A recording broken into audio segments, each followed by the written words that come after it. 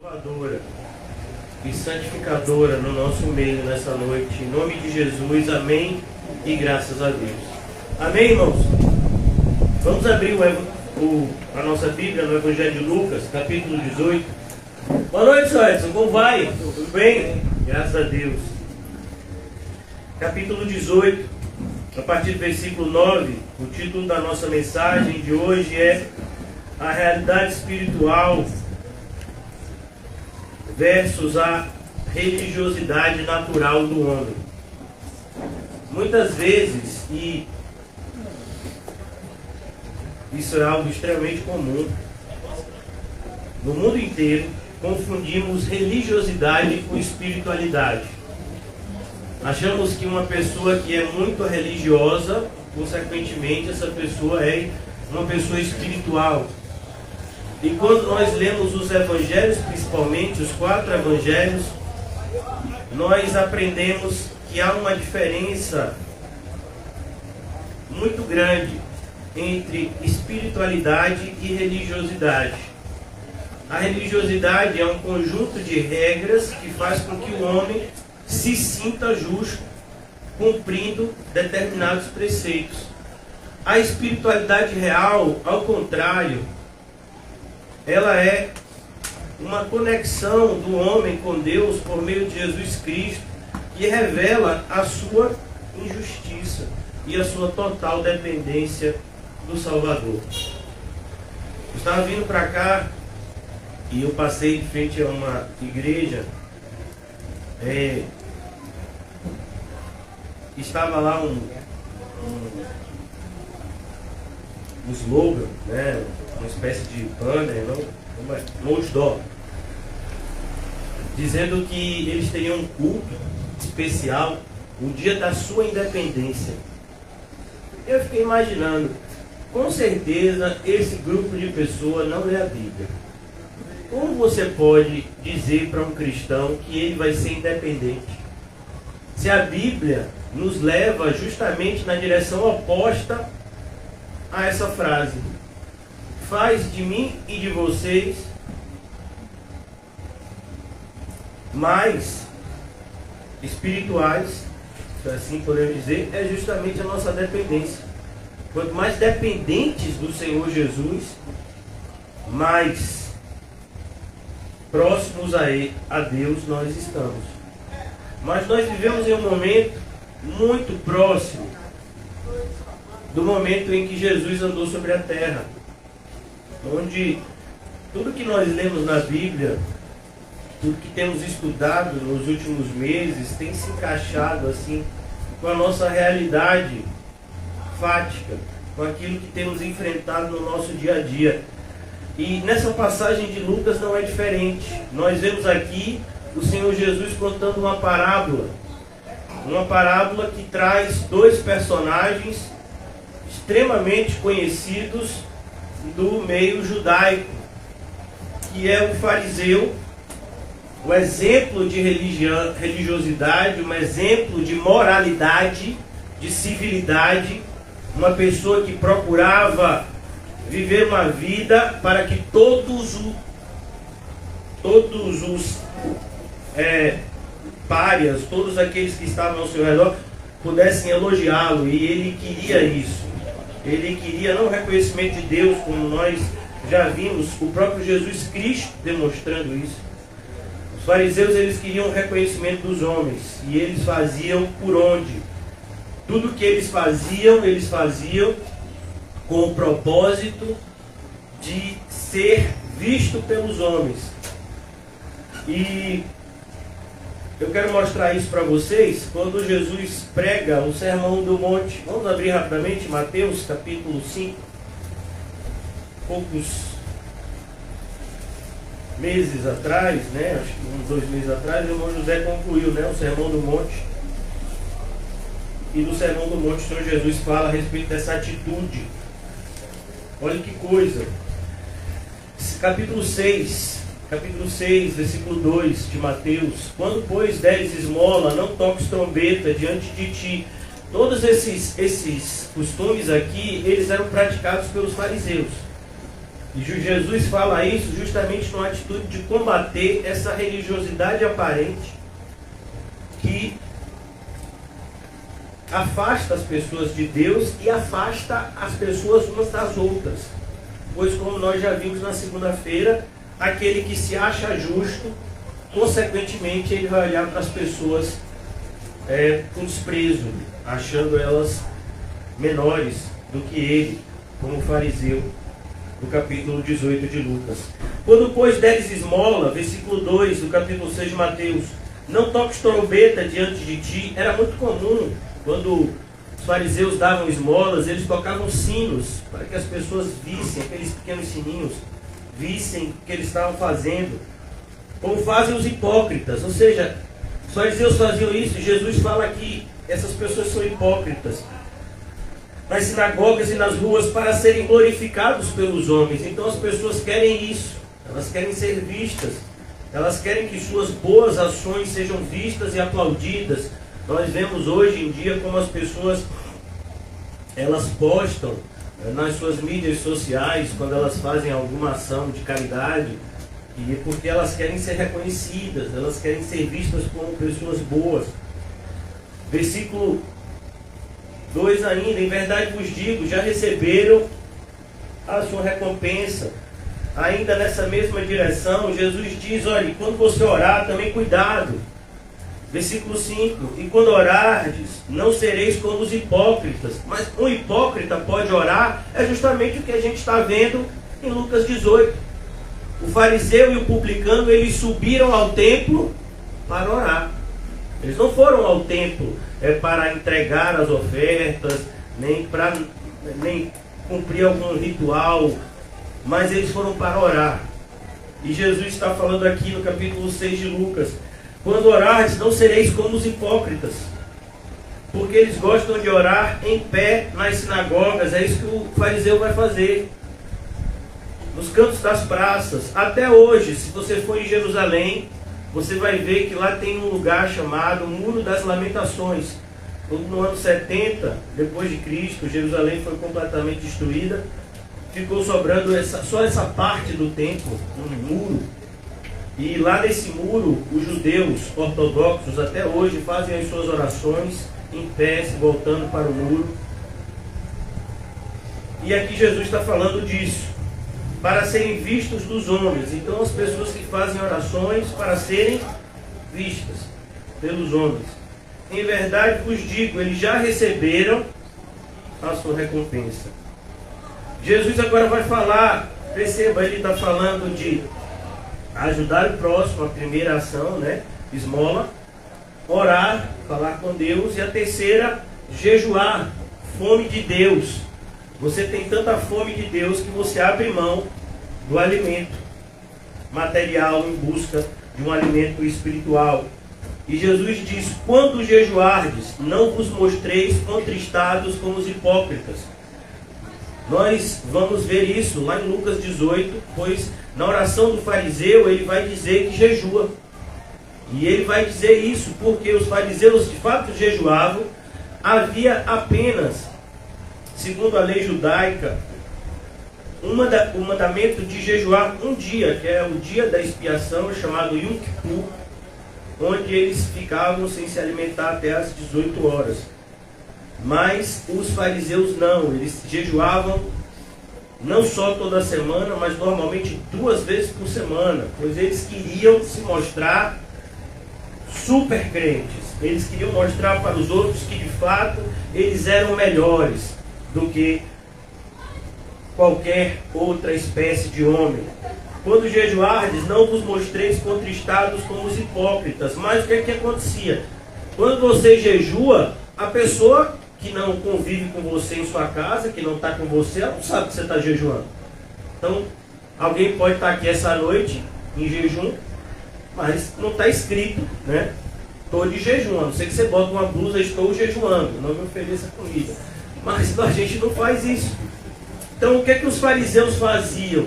Eles deixavam de se lavar, eles davam aquela aparência de que eles estavam sofrendo, e aí a pessoa olhava de longe, aquele está jejuando. Está vendo aquele homem ali? Ali é espiritual, está jejuando, está próximo de Deus. Olha como ele é crente. Então eles faziam questão de demonstrar externamente o jejum que eles estavam fazendo. Não era um jejum para Deus, como aqui Jesus apresenta. É um jejum para os homens.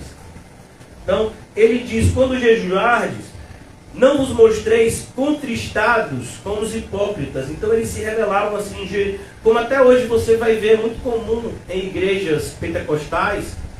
Você vai conversar com uma pessoa e a pessoa está toda assim, né? Com xoxo no cantinho. E foi, não, irmão, estou no azeite. Você fala, no azeite? Como assim? Vai ser frito? Vai ser frito? Aí, não, irmão, é que você não entende. Eu não entendo, eu estou no espírito. Sim, estou jejuando, irmão. Né? Então, eu estou meio assim, meio tom. Né? Porque desfiguram o rosto. Então eles desfiguravam o rosto. Eles deixavam o cabelo desarrumado, né? Remela. A ideia era demonstrar que eles estavam tristes, com o fim de parecer aos homens que jejuam. Em verdade vos digo que eles já receberam a recompensa. Então aqui Jesus fala sobre essas ações, que no capítulo 18, o fariseu vai apresentar na sua oração. Então a oração do fariseu é mais ou menos assim: Jesus, muito obrigado, porque eu sou demais. E aí você diz assim, rapaz, que coisa ridícula. Mas você sabia que grande parte dos evangélicos tem a sua opinião a seu próprio respeito? Basta você ler mensagens. Vocês vão ver. Eu acho assim, se não fosse tão triste, seria risível. Pessoas que se acham espirituais na prática de ações assim que são absurdas e totalmente desconexas de qualquer tipo de espiritualidade bíblica. Então aqui Jesus quer nos evidenciar isso. Mais uma vez, há uma diferença entre a espiritualidade real e a religiosidade natural. Um ponto que eu quero que vocês sejam conhecedores é: o islamismo é uma das religiões, a religião que mais cresce no mundo. Há um prognóstico, como o movimento evangélico tem crescido no Brasil, né, de maneira assim vertiginosa, há um prognóstico do ponto de vista mundial de que o islamismo vai superar o cristianismo em número de pessoas daqui a alguns poucos anos. O islamismo, que é uma religião que tem apenas algumas centenas de anos em relação ao ao cristianismo, que tem 2000 anos. Mas a crescente do islamismo tem sido muito grande. Os países em que o islamismo domina, eles são extremamente populosos. Eles têm chegado em locais como a África, por exemplo, alguns países da Ásia, e eles têm encontrado bastante espaço, porque eles têm dinheiro, bastante dinheiro, e eles têm crescido muito, e eles são pessoas extremamente religiosas. Eles são extremamente devotas ao seu tipo de religião. Aqui no nosso país, mais especificamente no nosso estado, a Bahia, nós temos religiões que são de raiz africana, e você vai perceber como isso influencia o nosso dia a dia. Por exemplo, alguns dos nossos feriados são vinculados a festividades justamente dessas religiões, como o caso de 2 de fevereiro, que eles costumam celebrar Iemanjá, se eu não me engano. E aí você tem uma festividade no Rio Vermelho que ninguém passa, fecha. Então a cidade para que essa festividade religiosa aconteça. Você diz assim, olha que pessoa religiosa. Você vai ver pessoas desse tipo de religião, por exemplo, numa sexta-feira vestindo branco. E você diz assim, mas como assim? Colega seu de trabalho, toda sexta você veste branco? É porque a minha entidade, né, ela é do branco, de vestir branco. Então, são pessoas devotas. O catolicismo, por exemplo, pessoas devotas. Nós temos aqui no nosso país alguns lugares de adoração católica. O mais conhecido é o Santuário de Aparecida. Se eu não me engano, fica em São Paulo. E as pessoas vão cumprir promessas lá naquele santuário. E tem até uma TV que faz programas de lá de dentro do santuário mesmo. Eles fizeram um estúdio imenso, com todo o suporte. E tem um canal de TV chamado TV Aparecida, se eu não me engano, fica passando missa o dia todo, uns programas assim, de fazer comida, de não sei o quê. Eu sei porque, infelizmente, meus pais são católicos, por enquanto. E eles ficam vendo de vez em quando. Mas os irmãos oraram tanto que hoje eu consegui botar um desenho bíblico para minha mãe. A situação não foi a ideal, não. Foi debaixo de muito sofrimento, mas teve essa vitória que eu divido com os irmãos. Então é importante que a gente entenda que religiosidade nos cerca. A religiosidade está sempre nos cercando. Você vai encontrar pessoas, por exemplo, que acreditam que pedras, elas trazem algum tipo de energia.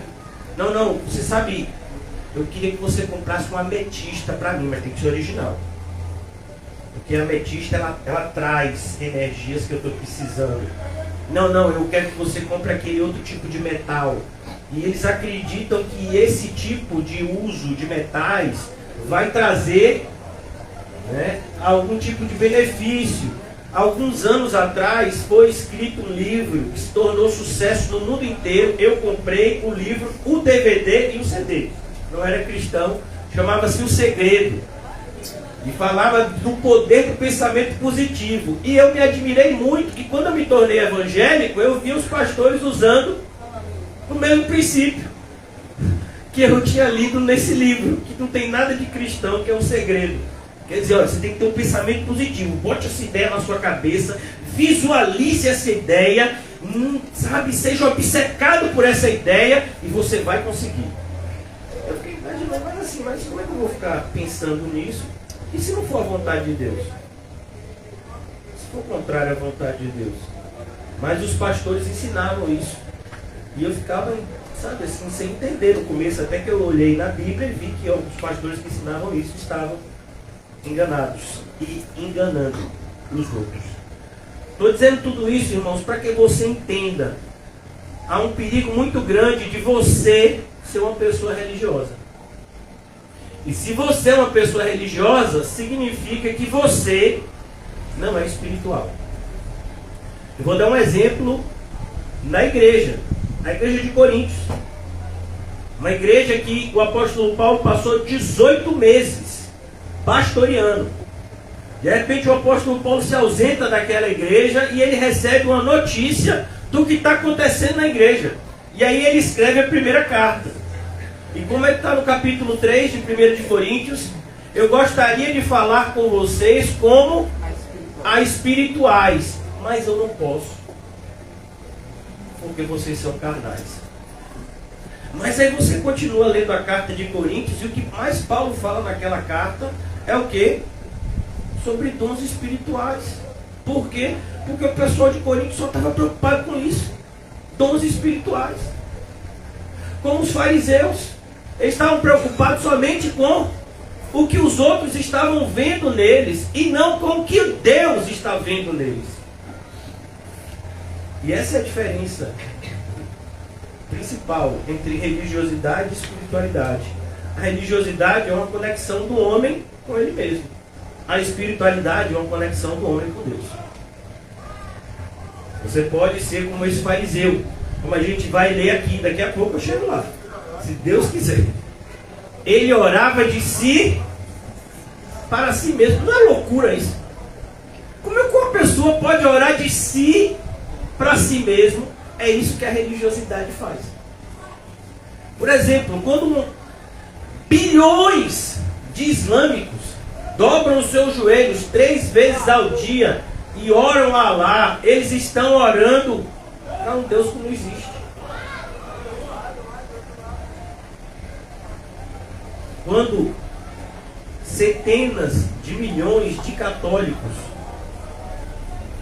começam a rezar, pedindo que Maria interceda por eles, eles estão pedindo para uma pessoa que não tem poder nenhum para interceder por eles. Então eles estão falando de si para si mesmo, porque Maria nem está ouvindo. Allah nem existe. Buda não é Deus.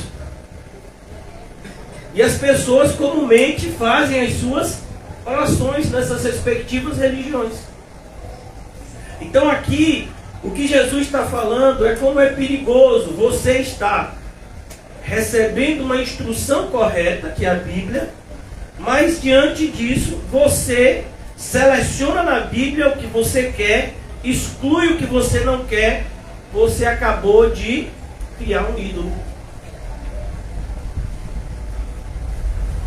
Uma das formas mais fáceis de se criar um ídolo, por incrível que pareça, é lendo a Bíblia. Porque quando a gente lê a Bíblia com uma mentalidade carnal, o que vai acontecer é isso. A gente vai escolher o que queremos e excluir o que não queremos. E com a Bíblia embaixo do braço, mas totalmente longe dos nossos corações, nós nos tornaremos as pessoas mais perigosas do mundo em relação ao cristianismo bíblico. A pior pessoa, a pessoa mais perigosa em relação à igreja, não são os ímpios, nem as pessoas entregues às outras religiões, mas são pessoas que se dizem cristãs, usam versículos bíblicos de uma maneira totalmente pervertida e com isso conseguem desencaminhar a muitos. Por isso Jesus está falando dessa forma. Ele apresenta mais uma vez dois personagens extremamente conhecidos.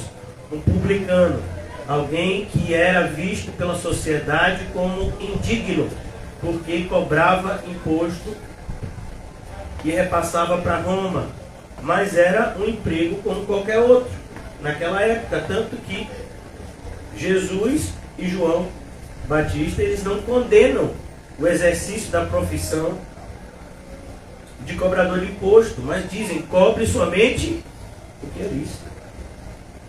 Mas os judeus, eles viam isso como uma traição à nação, e eles então desprezavam os publicanos. Já os fariseus eram vistos como supercrentes, porque, como eu mostrei a vocês, eles davam esmolas na frente de todo mundo. Eles oravam na frente de todo mundo.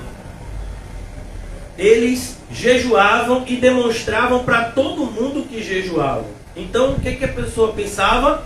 Fulano é crente. É como, uma vez eu frequentei um centro de recuperação, né? Frequentei não, fui visitar. E aí eu fui nesse centro de recuperação e lá tinha um senhor de idade que as pessoas diziam que era a pessoa mais espiritual do centro de recuperação. Depois eu descobri que ele tinha um problema mental. Ele era uma pessoa que tinha problemas mentais, inclusive, não conseguia raciocinar o elementar. Mas ele tinha esse hábito. Qual era o hábito dele? Ele ficava horas e horas de joelho. Chegava até a dormir de joelho. E todo mundo pensava que ele estava orando. E por isso achavam que ele era espiritual. Tá vendo fulano? Fulano está ali, tem umas 5 horas que ele está ali de joelho. Como a pessoa pode orar se ela nem conhece o Deus que ela tem que orar? Vocês podem me explicar isso? Então, nós vivemos dias assim. Hoje, sexta-feira, perto da casa do irmão Mateus e do irmão Adalberto, centenas, talvez milhares de crentes vão subir um determinado ponto geográfico, que é o monte, né? É um lugar mais alto, para cumprirem rituais religiosos, e alguns dizem que vão para lá para orar. E você acha que essa oração Deus recebe? Você acha que Deus recebe? E eles levam atabaques, eles vão de roupas brancas, e você confunde, você não sabe se aquilo é o candomblé ou se aquilo é alguma coisa associada à fé cristã. Mas para que não exista esse tipo de confusão, eles estão fazendo uma espécie, né, de memorial evangélico. Os evangélicos se sentirem à vontade no monte, como se isso fosse algo positivo. Passar por lá e ver o que os evangélicos fazem é vergonhoso para qualquer evangélico bíblico. E aqui Jesus vai nos mostrar como nós devemos nos examinar à luz da palavra de Deus.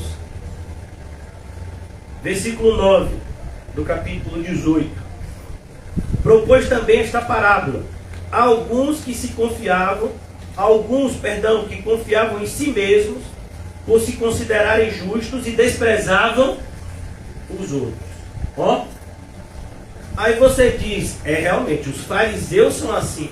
Não, os próprios discípulos de Jesus em alguns momentos agiram dessa forma. Vou mostrar o que o apóstolo Pedro fez. Vamos aqui um pouco mais para o final de Lucas. O Senhor Jesus fala sobre ele ser traído e que ele vai morrer. E olha que coisa, versículo 31 do capítulo 22 de Lucas. No mesmo evangelho que estamos meditando, capítulo 22, versículo 21, Jesus vira para o apóstolo Pedro e diz: Simão, Simão, eis que Satanás vos reclamou para vos peneirar como trigo. Eu, porém, roguei por ti, para que a tua fé não desfaleça. Tu, pois, quando te converteres, fortalece os teus irmãos. Ele, porém, respondeu: Senhor, estou pronto a ir contigo, tanto para a prisão como para a morte. Essa era a opinião que Pedro tinha de si mesmo. E ele tinha isso. Ele estava preparado para ir para a prisão, para morrer por Jesus. Nesse momento, mais adiante, o Espírito Santo capacitou ele para isso e ele foi martirizado. Mas nesse momento ele não estava. E isso mostra como nós nos conhecemos tão pouco. E por que nos conhecemos tão pouco? Porque só podemos nos conhecer se antes conhecermos a Deus. Se a luz não iluminar o nosso interior, nós jamais encontraremos as sujidades que estão no recôndito, nas partes mais profundas do nosso ser. Mas olha como Pedro fala: Senhor, estou pronto para ir contigo, tanto para a prisão como para a morte. Mas Jesus lhe disse: afirmo-te, Pedro, que hoje 3 vezes negarás que me conheces antes que o galo cante. Então, cuidado. Porque quando a gente lê, foi o que eu falei na segunda-feira, quando a gente começa essa passagem, a impressão que a gente tem é que Jesus está falando só com os fariseus. Não, Jesus está falando inclusive com os seus discípulos. Conosco. A gente pode estar aqui, realmente a nossa devoção ao Senhor pode ser sincera, mas nós podemos estar nessa condição de Pedro, pensando de nós o que ainda não somos. Propôs também esta parábola, voltando agora para o capítulo 18, versículo 9.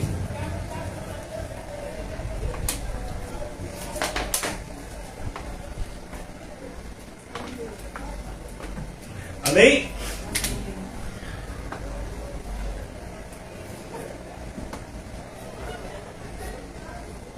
Por se considerarem justos e desprezavam os outros. Dois homens. É importante lembrar, sempre é importante relembrar que a fé cristã, e é por isso que tantas pessoas, inclusive do meio evangélico, se levantam contra a fé cristã, ela é uma fé radical. Só existem 2 caminhos. Só existem 2 portas. E só existem 2 destinos. É importante que você veja isso, porque todos os dias o seu coração vai tentar de alguma forma dizer que não é bem assim. Que pode ser que tenha uma terceira via. Pode ser que tenha um caminho do meio. Não é possível que o Senhor seja assim tão radical. Irmãos, o Senhor nos concede todos os meios. O Senhor dá o seu próprio Filho para morrer por nós, sem que a gente mereça nada. Ele nos escolhe para salvar.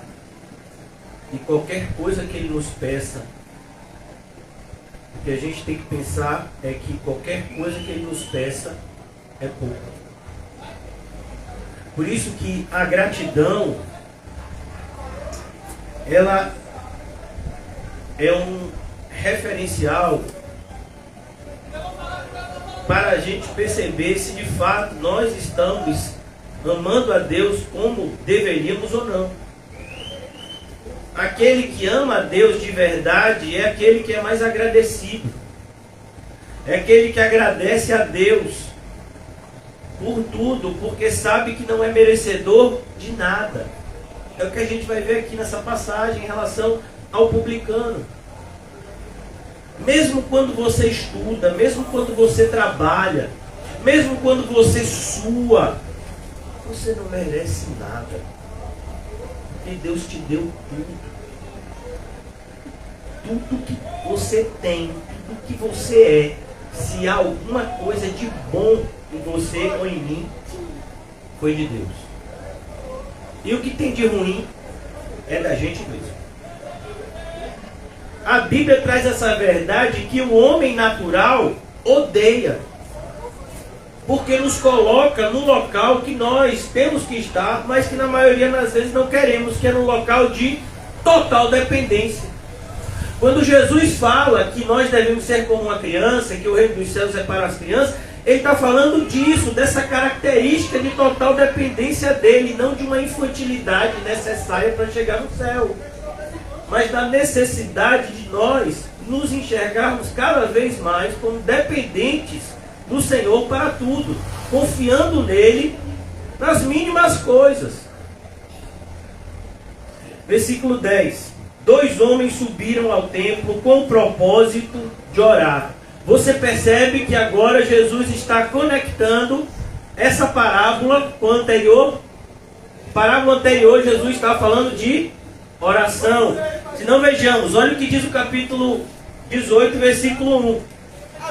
Disse-lhe Jesus uma parábola sobre o dever de orar sempre e nunca se esmorecer. Então, na primeira parábola, Jesus fala sobre orar com perseverança. Na segunda parábola, Jesus vai nos ensinar como orar com o coração correto. Como orar da maneira correta. Porque perseverar no erro não é perseverança, é obstinação. E há uma diferença do ponto de vista bíblico entre obstinação e perseverança. Você persevera lutando contra as provações que te afastam de Deus. Mas o obstinado é aquele que continua fazendo errado, mesmo quando muitas vezes por Deus é repreendido. Por isso que o Provérbios diz, aquele que por muitas vezes é repreendido e não se arrepende, ele vai ser alcançado sem que haja cura. Então aqui Jesus nos mostra logo no começo o que ele quer nos ensinar. 2 homens subiram ao templo com o propósito de orar. Por que subiram? Porque o templo ficava num local alto. Se subia uma espécie de morro para chegar ao templo, ficava no local mais... Jerusalém já ficava no monte e o templo ficava no local mais alto de Jerusalém. Hoje em dia, pelas fotos que você vê, muitas igrejas têm a foto de Jerusalém atrás do púlpito. Você vê um negócio assim dourado. Ali é uma sinagoga. É uma mesquita, perdão. É uma mesquita que foi construída no antigo local do templo. Os muçulmanos, eles dominaram aquela região durante uma época e eles fizeram questão de construir uma mesquita no local que era o antigo templo. Aí você vê lá a mesquita, se não me engano, a mesquita de Oman, alguma coisa assim. Está lá. 2 homens subiram ao templo com o propósito de orar. Um fariseu e o outro publicano. Um fariseu e o outro publicano. Então o que é que Jesus já quer mostrar? Olhe, cuidado. O homem olha a aparência, mas Deus se importa com o coração. Isso é tão difícil, irmãos, que até um profeta, um homem de Deus, pode errar em suas conclusões se não estiver com esse princípio bíblico em sua mente. Vamos abrir rapidamente em 1 Samuel. Eu creio que todos vocês sabem a passagem, né, muito famosa. 1 Samuel.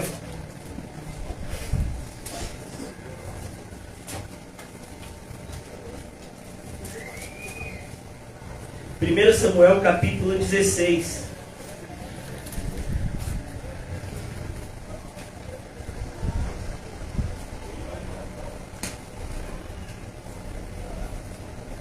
Samuel vai até Belém, na casa de um homem chamado Jessé.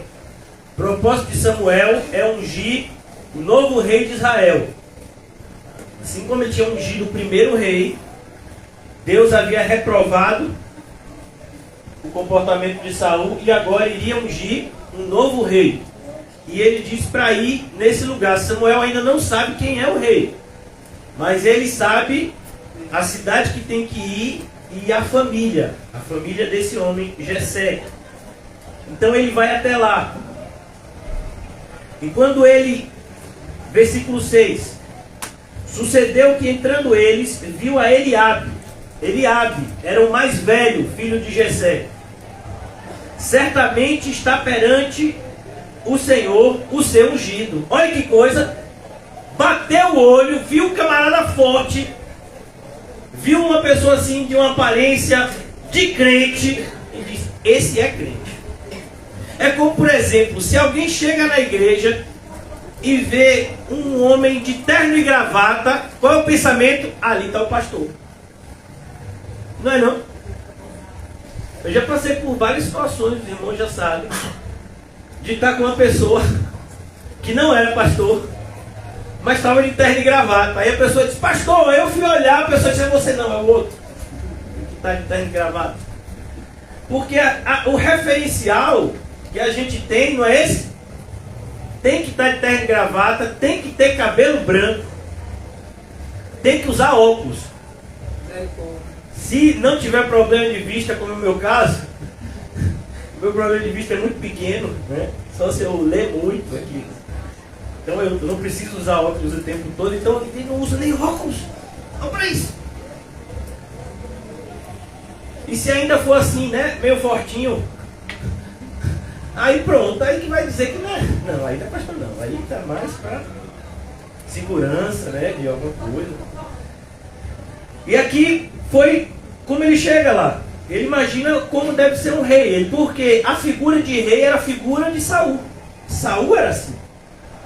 Saul, quando a Bíblia vai dizer que ele era forte, diz que ele tinha as costas maiores de Israel.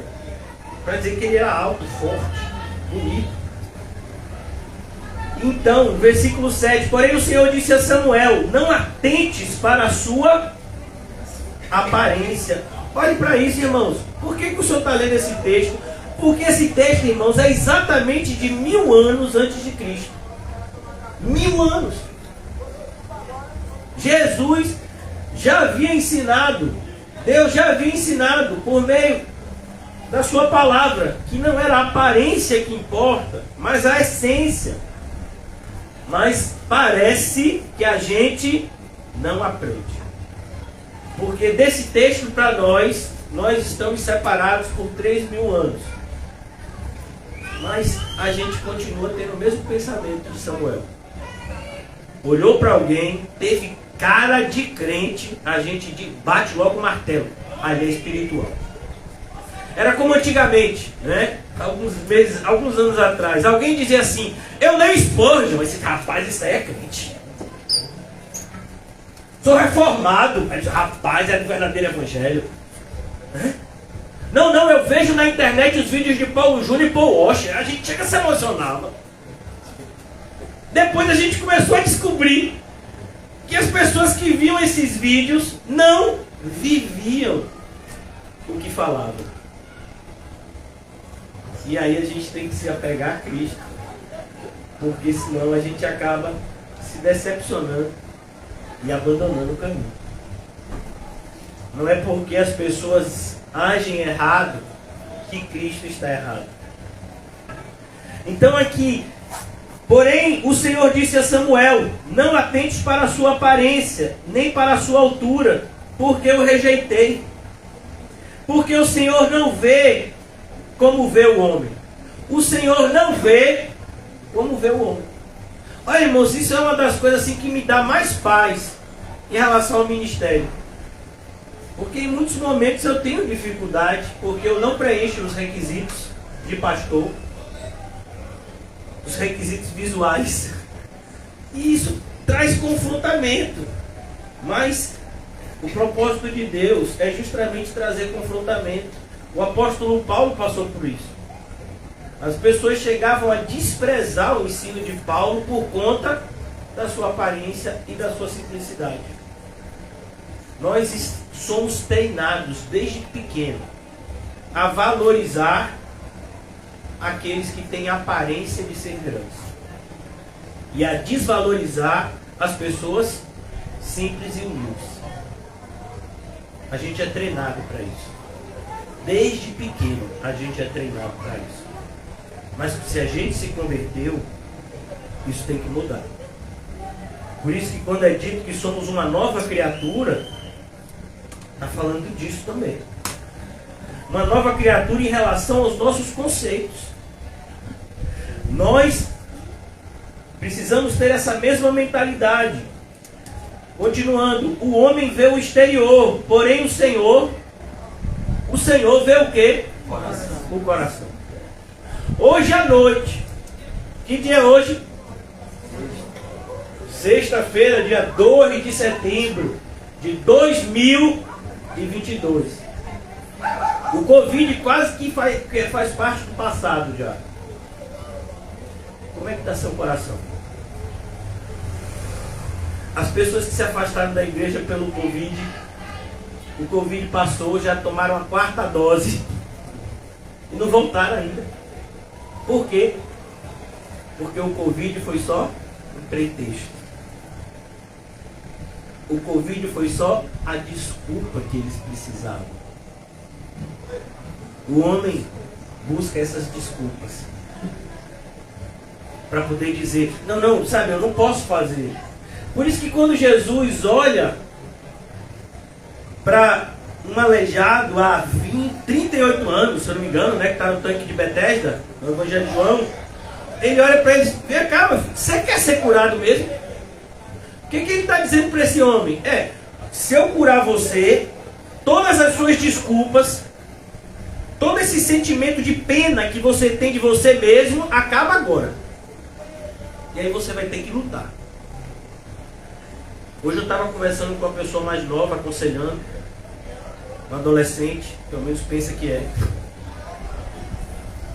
E eu disse, olha, a vida é difícil. A pessoa estava dizendo das dificuldades e procurando, né? Achando que determinadas coisas seriam uma solução das dificuldades. Eu disse para essa pessoa, não crie expectativa, porque nada que a gente faça vai tornar a nossa vida fácil. Irmãos, nem a vida do ímpio é fácil.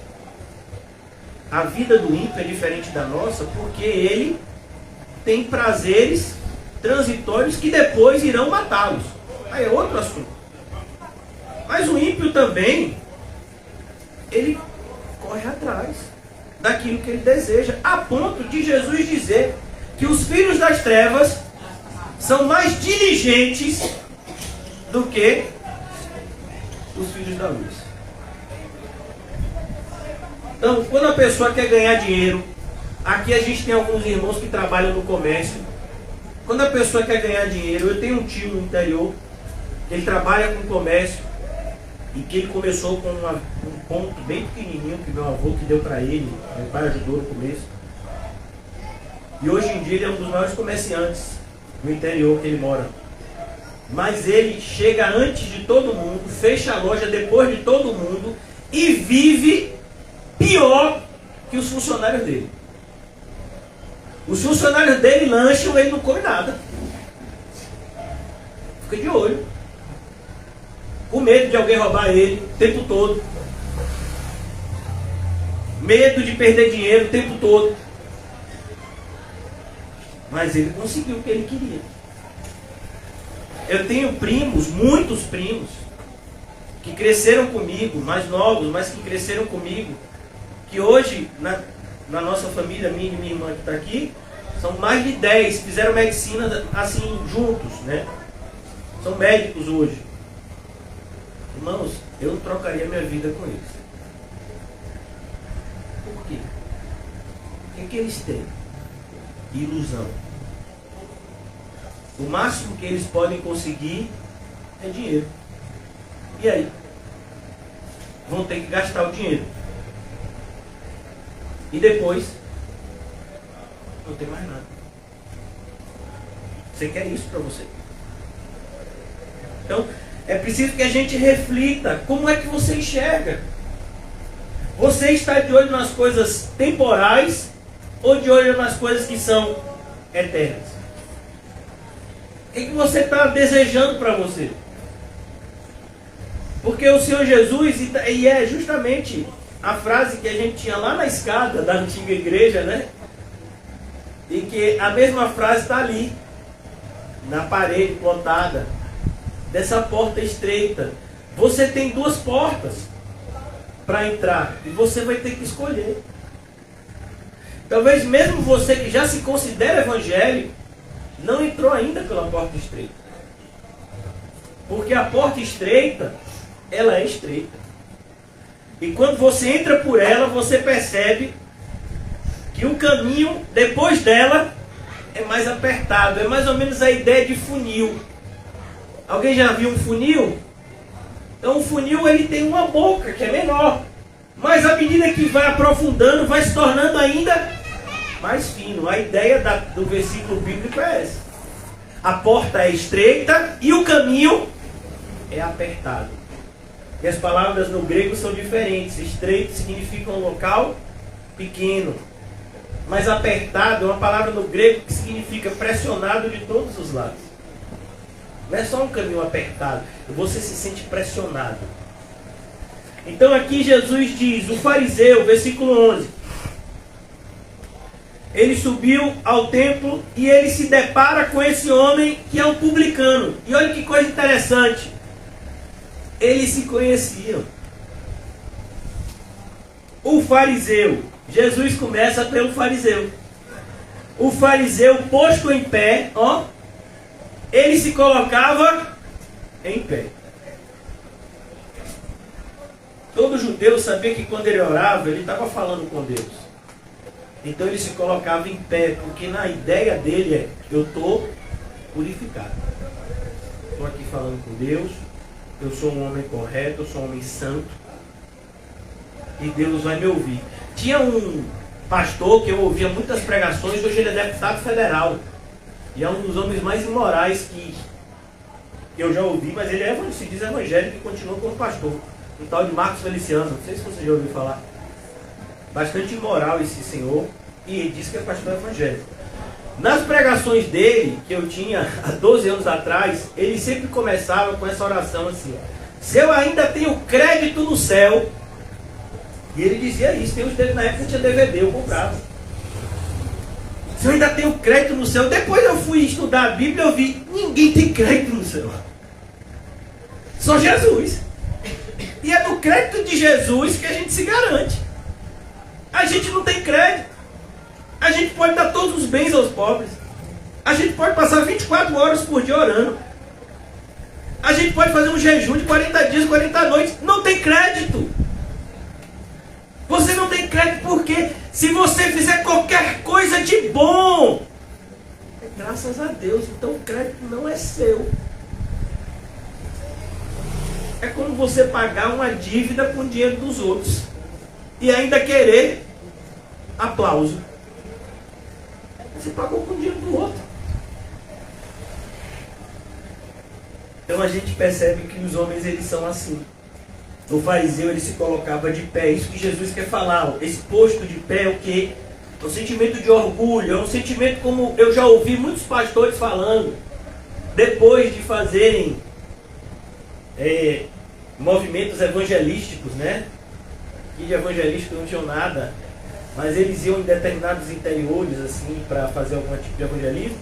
E aí na volta eles dizem: eu estou com a sensação de dever cumprido.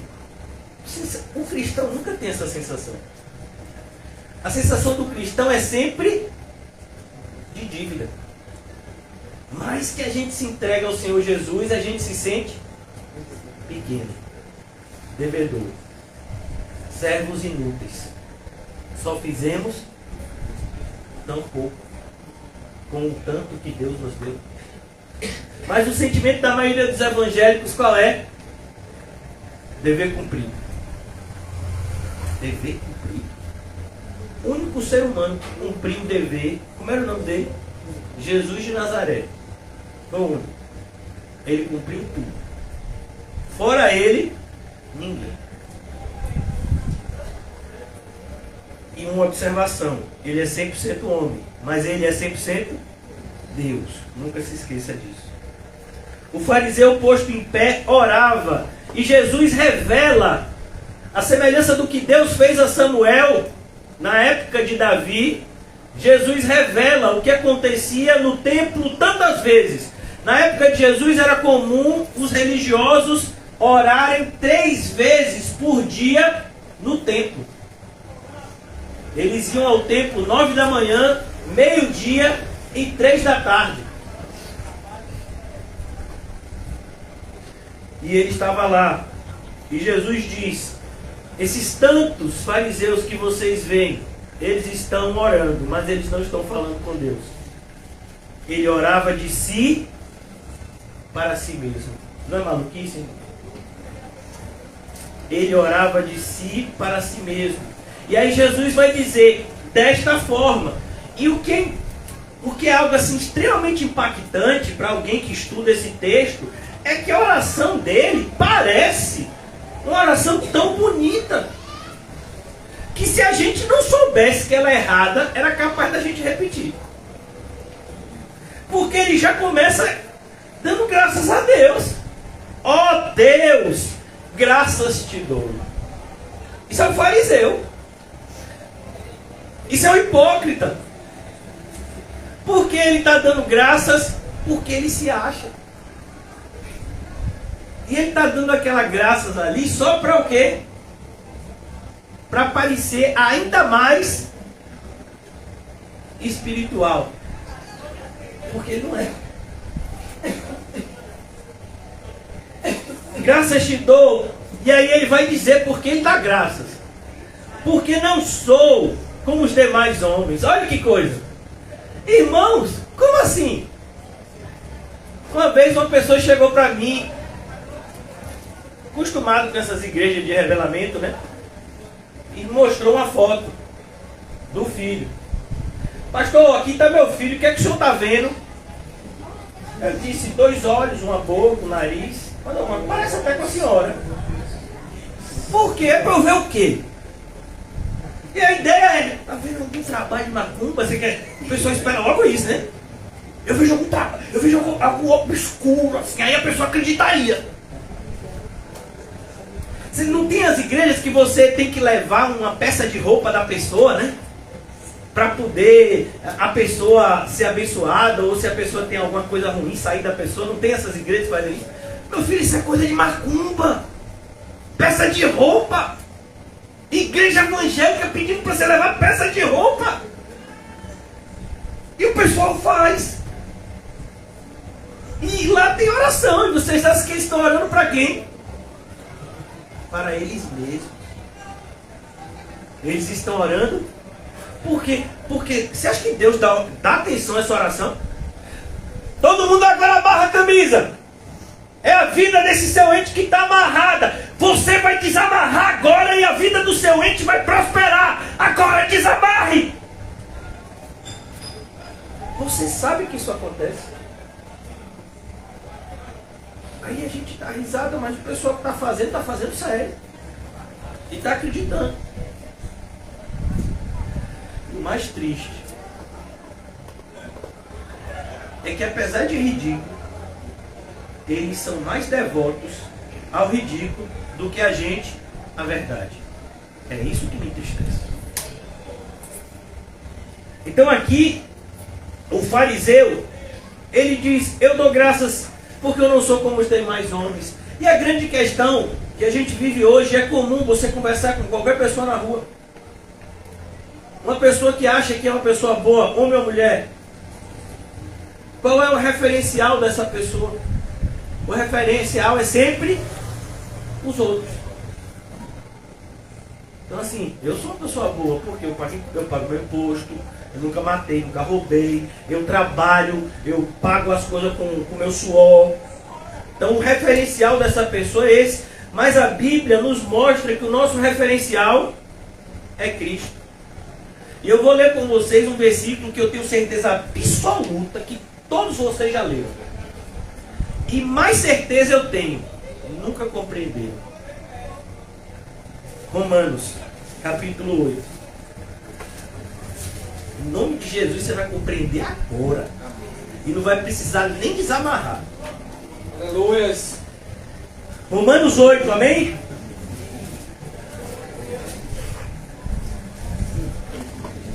Versículo 29. Romanos 8, 29. Todos vocês vão marcar na sua Bíblia esse versículo e vão escrever e vão botar na porta da geladeira, porque isso é uma coisa que crente gosta de abrir, a geladeira. Oh, Senhor Jesus. Principalmente se tiver alguma coisa lá dentro. Mesmo quando não tem, eu não sei se você é igual a mim. Eu sei que às vezes a geladeira está vazia e você abre com a esperança de ter alguma coisa. É assim mesmo. É um milagre, né? Vai que alguém esqueceu, vai que Deus abençoou, botou alguma coisa lá que ele estava. Aleluia! Então, Romanos 8, 29. Todo mundo achou? Amém. Você sabia que esse versículo fala de você? Amém. A gente sempre procura na Bíblia alguma coisa que seja a nossa cara, né? Pois é, irmão, aqui é de você, de mim também, de todos nós que nos consideramos cristãos. Porquanto aos que de antemão conheceu. Se a gente se considera cristão, é porque Jesus nos conheceu antes da fundação do mundo. Glória a Deus. Ele nos escolheu antes de criar Adão e Eva. Oh, glória. Também os predestinou. O que significa predestinar? Destinar com antecipação. Destinar de antemão. Destinar com antecedência. Então Jesus nos deu um destino. Qual é o nosso destino? É como, por exemplo, quando você vai para o aeroporto ou para a rodoviária. Se você for uma pessoa igual a mim que não gosta de negócio de voar. Então quando você vai, tem lá partida e o que mais? Destino. Por exemplo, o irmão Calmon, ele vai com a irmã Rita evangelizar num lugar assim, bem tranquilo, Síria. Então, partida, né? Vai sair, o voo vai sair da onde? De São Paulo. Normalmente esses voos internacionais saem tudo de São Paulo. São Paulo para Síria. Aí vai parar em Portugal e depois vai fazer uma conexão, né? Então, aqui o destino, você sabe o destino. Quando você compra uma passagem, tá lá o quê? O destino, não é assim? Você sabe para onde você vai. Ninguém chega lá e diz, me dê uma passagem para qualquer lugar. Você já viu alguém fazendo isso? Não quer, até porque a pessoa vai dizer, eu não posso vender esse bilhete para você. Não tem aqui em qualquer lugar. Então você tem um propósito. Você não é um animal que tem que comer, dormir e acordar. Parece que a gente só faz isso, né? Comer, dormir e acordar. E entre dormir e acordar, a gente come, trabalha, faz alguma coisa, né? Se desgasta. E aí depois, como eu tô cansado, aí vai dormir. Aí acorda, se sentindo o quê? Tem que fazer alguma coisa. Aí faz alguma coisa, daqui a pouco, tô cansado, eu tô com fome, come, dorme. Quando vê, 43 anos de idade. É isso que é a sua vida. Comer, dormir e morrer. Não, irmãos, a gente tem um destino. A gente tem um propósito de ser. O cristão é aquele que descobriu. Olha, eu vou falar algo para vocês. Um escritor americano muito famoso, chamado Mark Twain. Eu não sei se o nome dele se pronuncia assim, mas é T-A-W-A-I-N. Muito famoso nos Estados Unidos esse escritor. E eu nem sei se ele é cristão, mas os Estados Unidos tem muito disso. ele disse que os 2 dias mais importantes na vida de um ser humano é o dia que ele nasce e o segundo é o dia que ele descobre o motivo do seu nascimento. Imagina, nem é crente, mas ele percebeu que há uma diferença na vida daqueles que sabem o que estão fazendo aqui e daqueles que nem sabem o que estão fazendo, que agem como animais. O boi, hoje em dia a gente não tem mais boi, né? Que é trator, é tudo, né? Ferramenta, né? Nas fazendas. Mas antigamente o boi, quando estava arando, ele sabia que ele estava arando? Não! Quem estava botando boi, ainda existe negócio de charrete, não existe? O animal que está carregando, ele sabe o que é aquilo dali? Não, ele está vendo a pessoa fazendo lá um movimento e ele está indo para frente. Tem gente que é assim.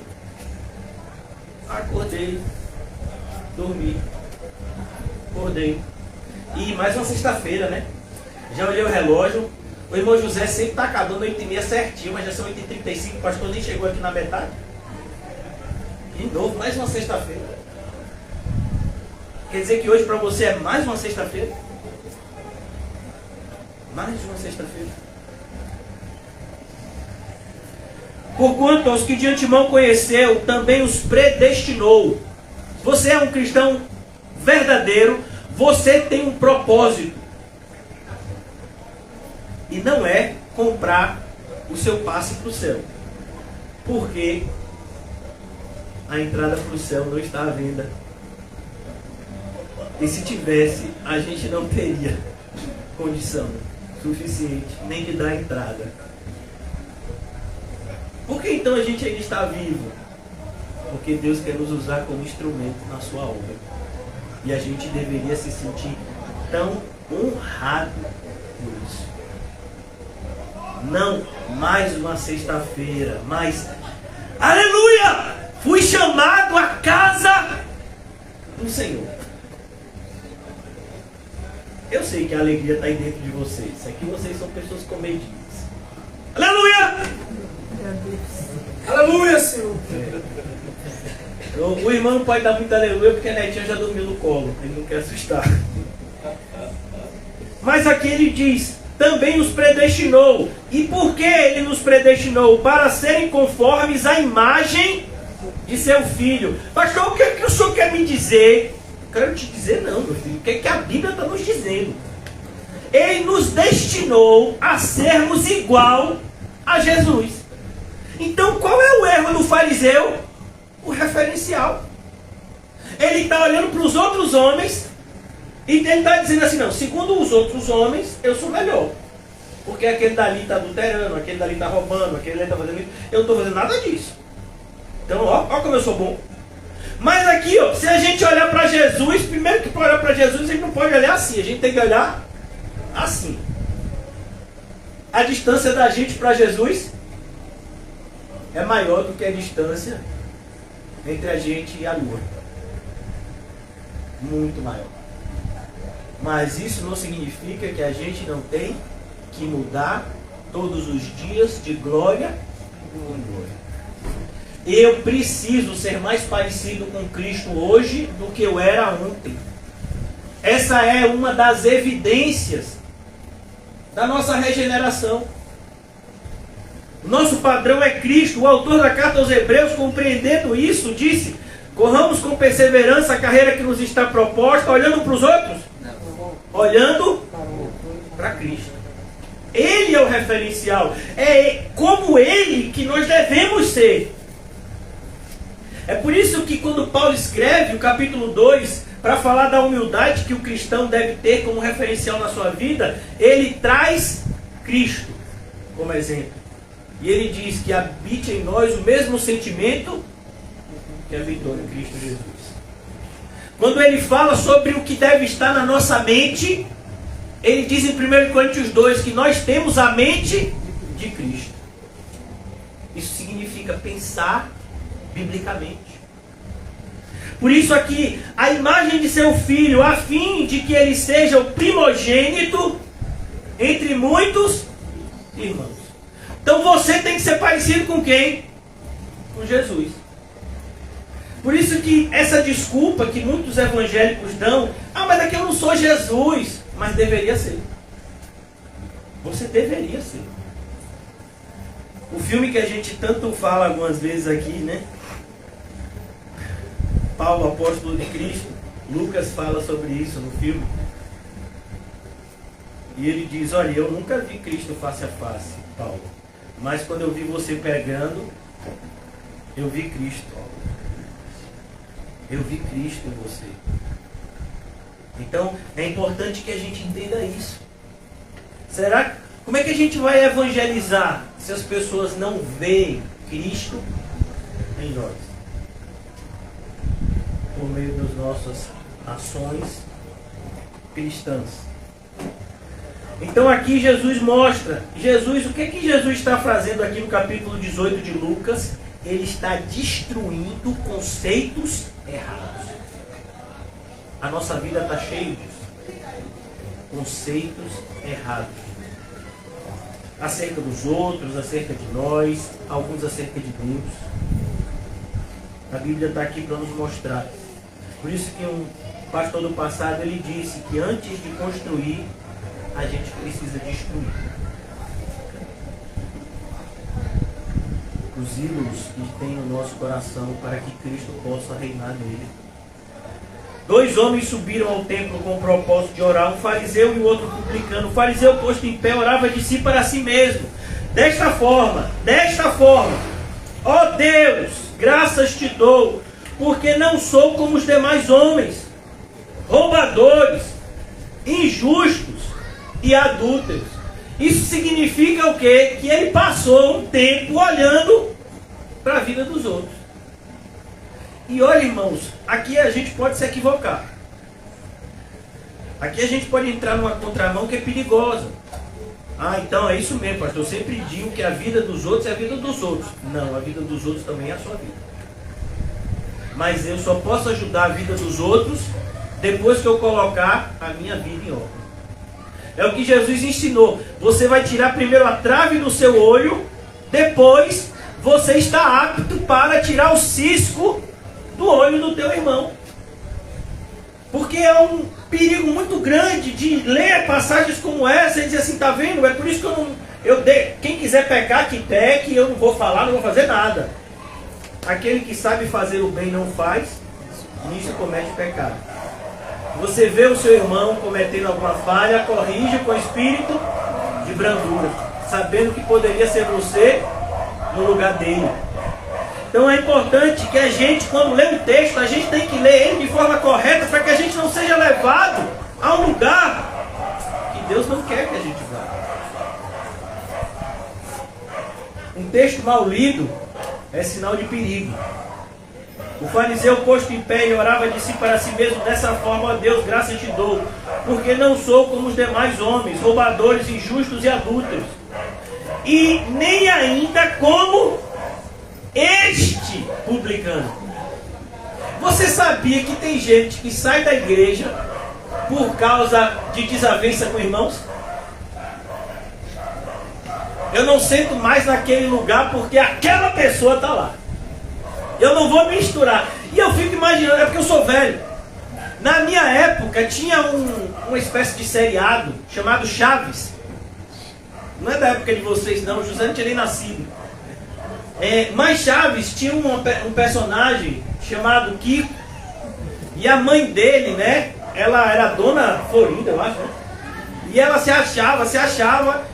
E tinha um Chaves que era meio pobrezinho assim. E aí o Kiko, quando ia brigar com os outros, dizia assim: gentalha, gentalha, gentalha. Desfazendo dos outros. E tem cristãos que fazem isso também. Gentalha, gentalha. É isso que Jesus está falando. Por mais engraçado que seja essa comparação, é exatamente isso. É exatamente isso que esse homem está fazendo. Eu não sou igual a este publicano. Ele foi. Percebeu por que ele não está falando com Deus? Porque a gente não pode estar falando com Deus olhando para o outro. A gente não pode olhar em duas direções, irmãos. Ou a gente está olhando para Deus, ou a gente está olhando para o irmão. Aí a gente fala com Deus, aí a gente olha para o irmão. As duas coisas a gente tem que fazer, mas tem que ser na sua ordem. E não desse jeito. Eu não sou como este publicano. Ó. Por quê? Porque quando você se vê como alguém que está fazendo o que é certo, naturalmente você vai medir as pessoas pelo seu referencial. E aí, pelo seu referencial, algumas pessoas vão estar abaixo. Como você vai evangelizar assim? Imagine, você chega numa cidade onde todo mundo é idólatra, como Paulo chegou em Coríntio. Como você vai evangelizar assim? Se você acha que todo mundo ali é do campo. E realmente é. Mas a questão é, nós também éramos. Nós também estamos suscetíveis a sermos enganados até hoje. Quando o apóstolo Paulo escreve não façamos a vontade do diabo, ele está falando para os crentes. Para os crentes agirem com muito cautela, porque o diabo pode se disfarçar de anjo de luz e nos enganar. Você não leu o livro Peregrino, não? Como John Bunyan conseguiu colocar isso?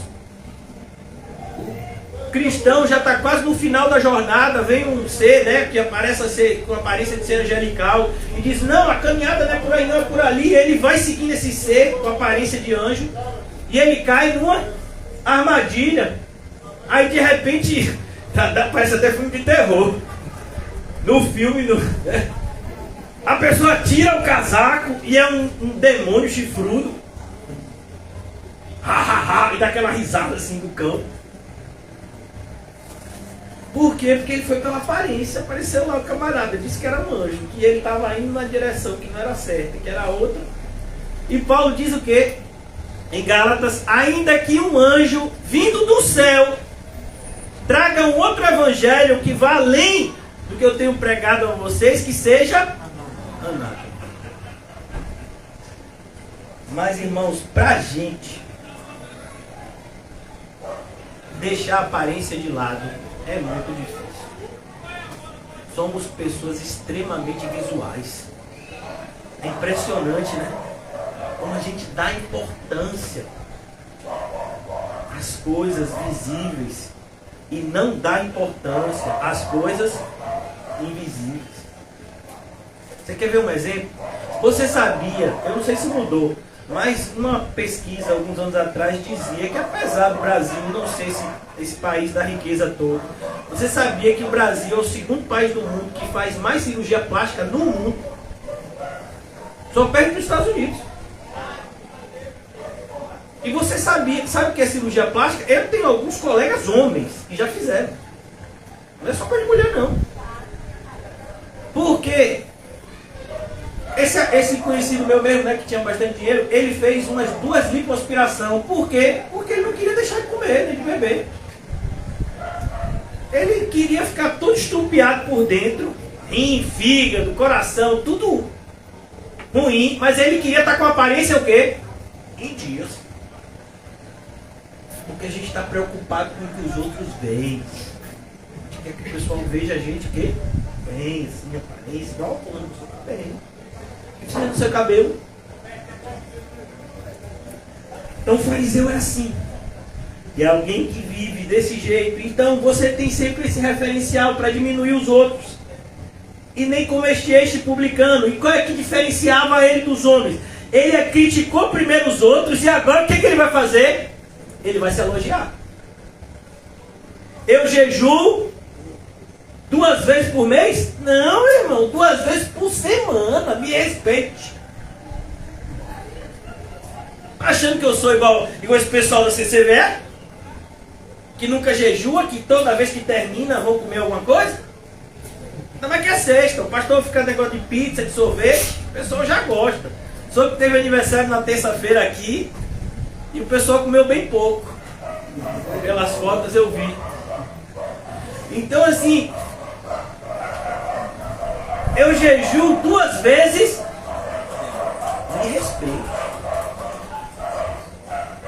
Eu dou o dízimo de tudo quanto ganho.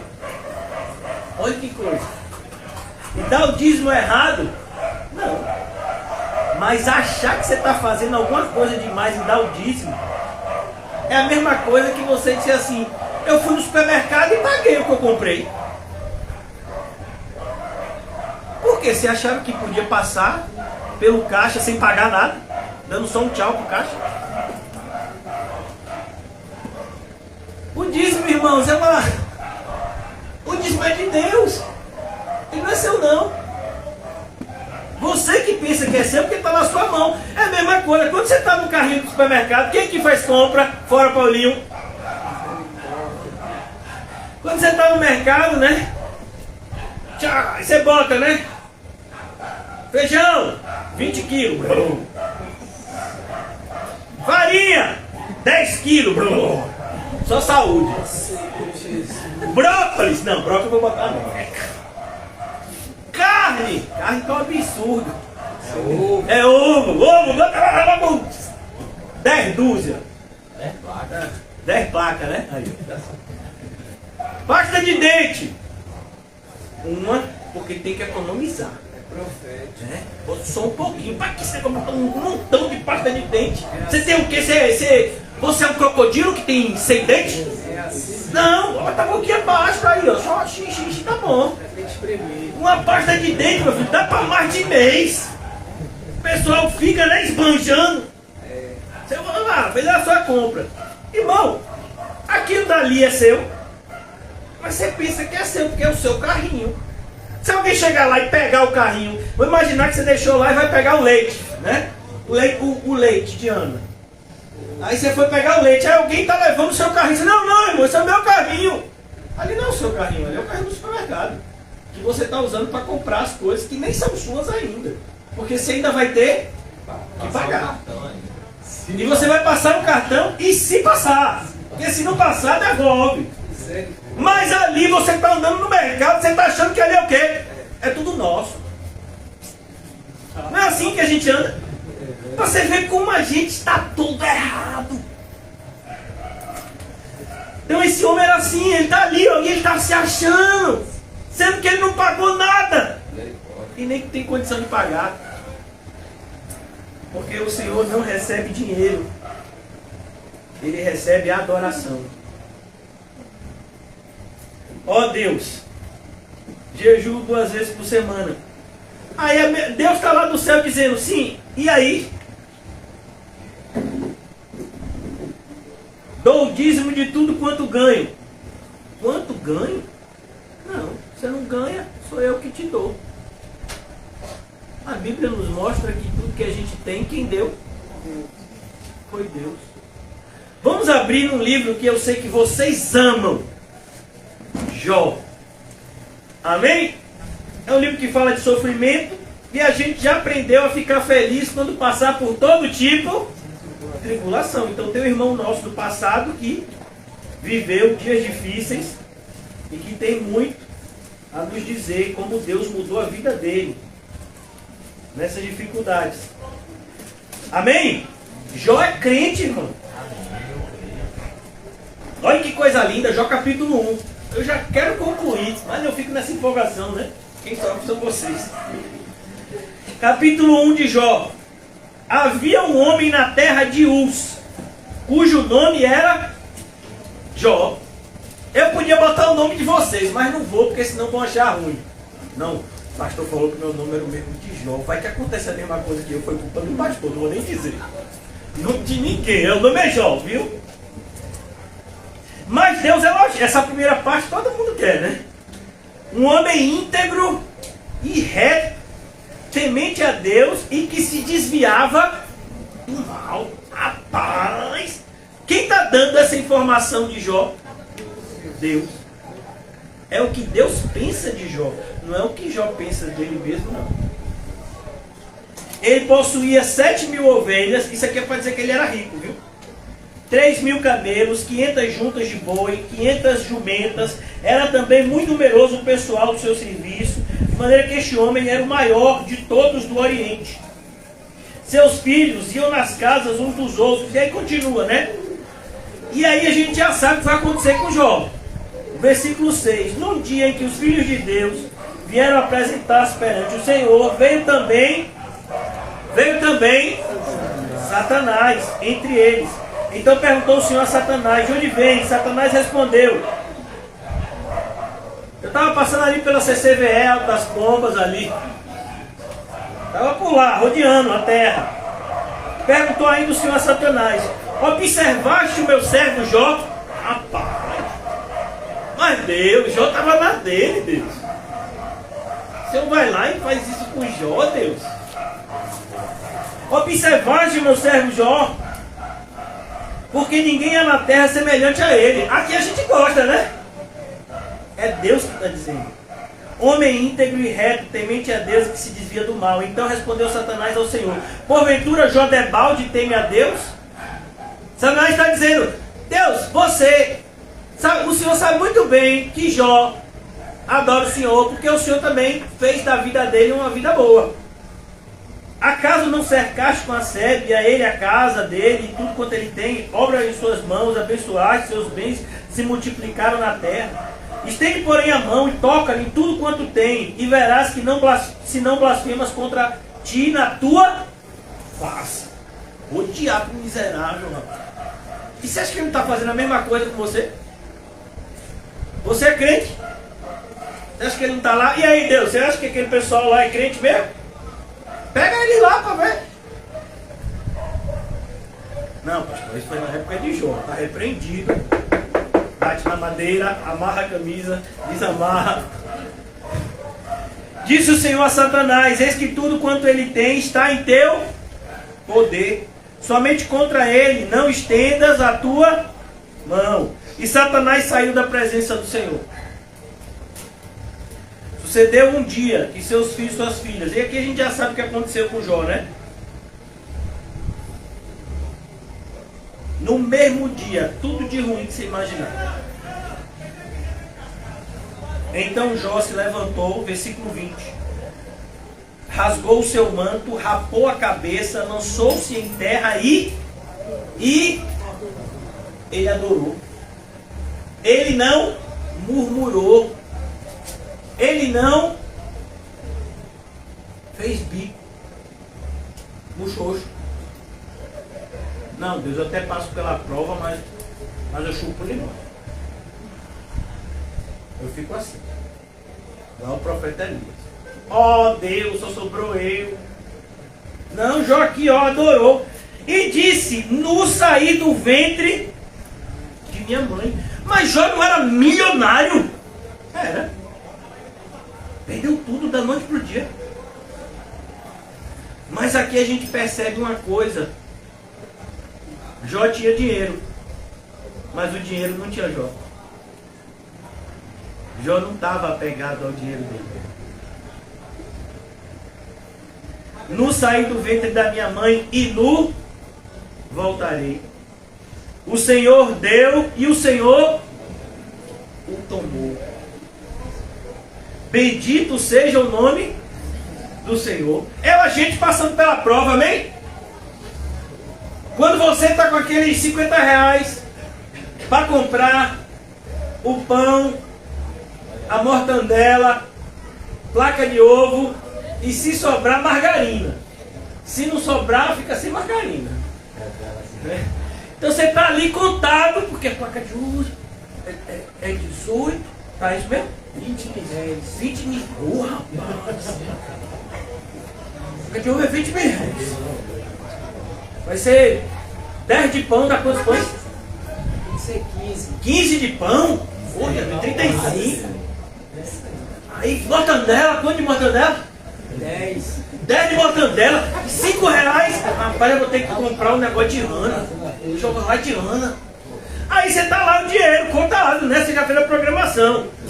Só que você não contava com o buraco que tinha na sua calça. Misericórdia. Oh, Senhor, meu Deus. Você botou os 50 reais e botou bem no fundo do bolso, que é para não perder. Mas foi lá mesmo que ele foi descendo. Quando você chegou no mercado, se lembra que você botou as coisas achando que era sua? Botou aí a caixa. Seu Paulo, 49,90. Não, já sabia, tá aqui 50, tá aqui 50, tá aqui 50. Não tá. E a gente diria isso, que já disse? Por causa de 50 reais. Ah, meu Deus, que vida difícil! Nem um pão eu posso comprar! Até nisso o diabo me atribula! Eu não sei mais o que fazer, porque minha vida é tão mais difícil desse mundo inteiro!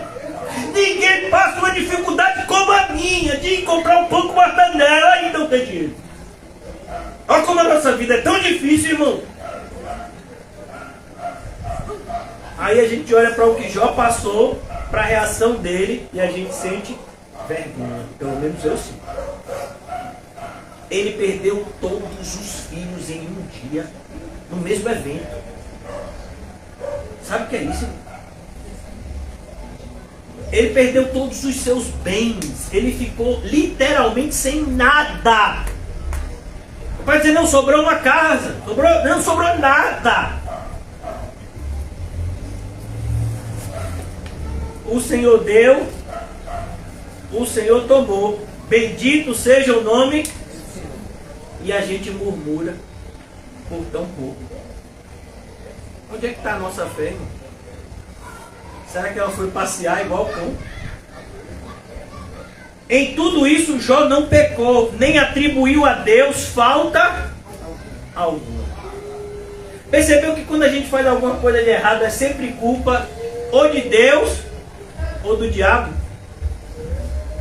Aconteceu alguma coisa na nossa vida, o diabo se levantou. Quando a pessoa fala isso, eu fico imaginando Satanás deitado, dormindo, aí ele se levanta e vai fazer alguma coisa, né? Irmão, o diabo não dorme, então não tem como ele se levantar, ele está o tempo todo ao derredor. Mas a gente usa esses jargões, né? Aí o velho falou do diabo, oi, os cão. Não diga nada. Eles só não entram pela porta da igreja porque tem uns anjos ali, é porque vocês não estão vendo. Pertinho ali da irmã Lia tem uns 3 seres de anjos assim, fechando a porta com as asas. Vocês não estão vendo? Se olhar direito vai ver. Então ele diz aqui, jejum 2 vezes por semana, dou o dízimo de tudo quanto ganho. Eu vou deixar aqui, até hoje, a gente vai estudar só até aqui hoje. E eu quero pensar justamente nesse homem. Por quê? Porque Jesus diz no final, e eu quero só para a gente concluir o nosso raciocínio, versículo 14, digo-vos que não aquele, digo-vos que este desceu justificado, no caso publicano, para a sua casa, não aquele, porque todo que se exalta será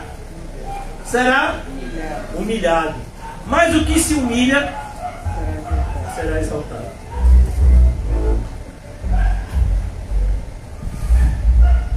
Irmão, alguém aqui assiste propaganda eleitoral? Às vezes sem querer, né? Passa as propagandas. Você vê algum político dizendo assim, eu roubei no passado, não vou roubar mais? Algum admitindo que fez alguma coisa errada? Isso é um referencial da nossa sociedade, irmão. Aqui dali é o que nós somos, sem Cristo. A gente nunca admite as nossas falhas. Muitas vezes a gente não admite nem pra gente. Porque a gente é profissional em aliviar o nosso lado. Mas o grande problema é que naquele grande dia nós não seremos julgados por nós mesmos. Nós seremos julgados por Deus. E em conformidade à sua palavra, porque Deus é justo. E Ele deixa a sua palavra como referencial para que estejamos notificados. E sejamos ainda mais indesculpáveis naquele grande dia em relação ao que fizemos ou deixamos de fazer. Por isso que aqui é importante que nós tenhamos uma vida espiritual e não uma vida religiosa. Tem crescido no nosso país um movimento da Igreja Reformada, que tem uma teologia muito parecida com a correta, em comparação com as igrejas pentecostais, neopentecostais. Mas o que a igreja, o que nós cristãos precisamos, não é de reforma, é de regeneração. E se de fato nós já somos regenerados, é importante então que cresçamos na graça e no conhecimento do Senhor Jesus. Porque essa é a evidência que de fato somos regenerados. E eu não posso concluir sem ler aqui com vocês, justamente para fechar nosso pensamento. Eu quero mostrar para vocês como Jesus mudou a vida de um religioso. João capítulo 3.